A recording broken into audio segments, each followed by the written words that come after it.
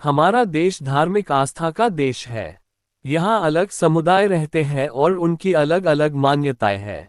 अलग अलग मान्यताओं के अनुसार अलग अलग मंदिर हैं और उन मंदिरों की अलग कहानियाँ। हर मंदिर के बनने की अलग कहानी है। कई सारे मंदिर ऐसे हैं जहां आज भी रहस्य छिपे हुए हैं और उनमें होने वाले क्रियाओं के बारे में हम नहीं जानते हैं। ऐसा ही एक मंदिर है जो दिन में 2 बार आंखों के सामने से ओझल हो जाता है, यानी गायब हो जाता है। सोचकर आश्चर्य होगा, लेकिन ऐसा है। ये है वो मंदिर। ये मंदिर गुजरात राज्य के बड़ोदरा शहर से 60 किलोमीटर दूर कभी कंबई गांव में है, जिसे स्तंभेश्वर मंदिर के नाम से जाना जाता है।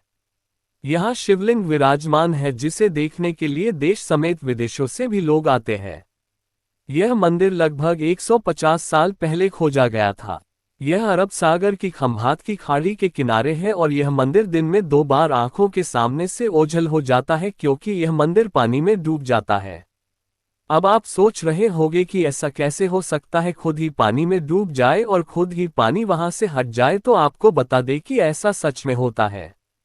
ऐसा होता है क्योंकि वहां ज्वार आता है और इस वजह से मंदिर डूब जाता है, और जब ज्वार गायब हो जाता है तब मंदिर दिखने लग जाता है, और ऐसा दिन में 2 बार होता है। मंदिर के दर्शन करने के लिए लोग जाते हैं जब ये दिख रहा होता है। इसके अलावा वहां पर्चे भी बांटे जाते हैं और वो समय बताया जाता है जब मंदिर डूबने वाला होता है और वहां ना जाने की सलाह दी जाती है। कई सारे लोगों ने मंदिर में उस वक्त जाने की कोशिश की जब वो मंदिर डूबा हुआ हो, लेकिन कोई सफल नहीं हुआ। स्तंभेश्वर मंदिर की कथा। स्तंभेश्वर महादेव स्टोरी। इस मंदिर में ऐसा क्यों होता है और इसका निर्माण क्यों हुआ, इसके पीछे पौराणिक कथा भी है, जैसे हर एक मंदिर की होती है।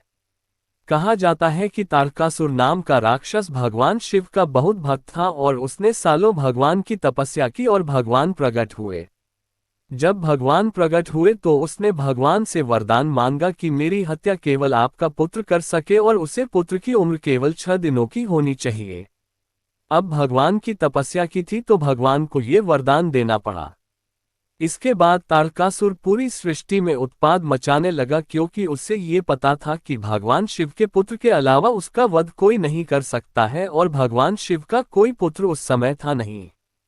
बढ़ते हाहाकार को देखते हुए भगवान शिव और पार्वती का मिलन हुआ और कार्तिकेय का जन्म हुआ, जो गणेश जी से बड़े हैं।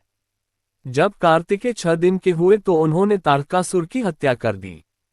हत्या के बाद जब उन्हें पता चला कि ये भगवान शिव का भक्त था तो उन्हें बहुत ग्लानि हुई, तो विष्णु जी ने उन्हें कहा कि उस जगह एक मंदिर बनाया जाए जहां तारकासुर का वध हुआ है और उसमें शिवलिंग विराजमान किए जाए, जिससे कार्तिकेय का दुख कम होगा। ऐसा किया गया और फिर भगवान शिव खुद वहां विराजमान हो गए। इसके बाद खुद सागर देवता दिन में 2 बार भगवान शिव का जल अभिषेक करने आते थे और आज भी वैसा ही हो रहा है। कहा जाता है कि ये ज्वार इसीलिए आता है क्योंकि सागर देवता भगवान शिव को जल चाहते हैं। मंदिर में विराजमान शिवलिंग की लंबाई 4 फुट है और ये 2 फुट गोल भी है। यहाँ अमावस्या और महाशिवरात्रि के दिन भारी संख्या में लोग देश विदेश से आते हैं। मुझे आशा है कि आपको मेरे वीडियो में साझा की गई जानकारी पसंद आई होगी। कृपया लाइक करें, शेयर करें और सब्सक्राइब करना न भूलें। धन्यवाद।